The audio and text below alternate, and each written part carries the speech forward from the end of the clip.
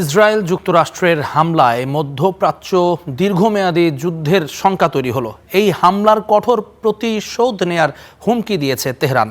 প্রশ্ন উঠেছে, শত্রু অবস্থান লক্ষ্য করে দীর্ঘমেয়াদে হামলার চালানোর মতো সক্ষমতা কি ইরানের আছে?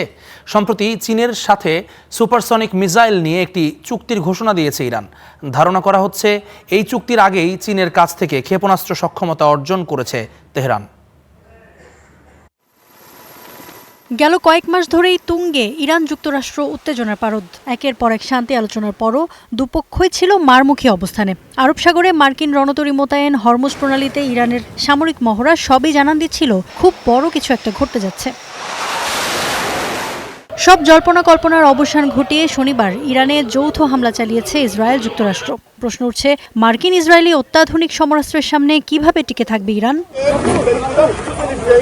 সম্প্রতি চীনের সাথে সুপারসনিক মিসাইল নিয়ে একটি চুক্তির ঘোষণা দিয়েছে ইরান। বিশ্লেষকদের ধারণা, চুক্তির ঘোষণা ছিল আনুষ্ঠানিকতা মাত্র। অস্ত্র অর্জনে যাতে কোনো বাধার সৃষ্টি না হয়, তাই ঘোষণার আগেই অস্ত্রশস্ত্র সব বুঝে নিয়েছে ইরান।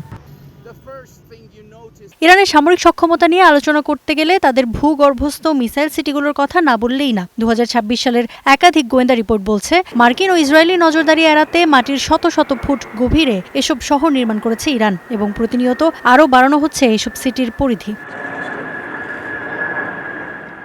শহরগুলো থেকে শত শত ক্ষেপণাস্ত্র একযোগে উৎক্ষেপণ সম্ভব। বাংকার বাস্টারের মতো অত্যাধুনিক কোনো বোমাও এসব মিসাইল সিটি ধ্বংস করতে পারবে না বলে ধারণা করা হয়। বলা হয়, মিসাইল সিটি নামে পরিচিত এই সুড়ঙ্গগুলো বেশ প্রশস্ত, এতটাই প্রশস্ত যে দুটি বড় মিসাইলবাহী ট্রাক অনায়াসে পাশাপাশি যাতায়াত করতে পারবে। বিভিন্ন প্রতিবেদনে উঠে এসেছে এসব করিডোরের উচ্চতা 20 থেকে 30 ফুট। এসব মিসাইল সিটিতে আছে সেনা ব্যারাক ও হাসপাতালও। হাজার হাজার সেনার দীর্ঘমেয়াদী অবস্থানের জন্য আবাসন ব্যবস্থাও রয়েছে বলে জানা গেছে। মধ্যপ্রাচ্যের দেশগুলোর মধ্যে ইরানের সেনা সংখ্যাও সবচেয়ে বেশি। নিয়মিত বাহিনীর সদস্য 5,23,000। তাছাড়া IRGC সেনা সংখ্যাও লাখের বেশি।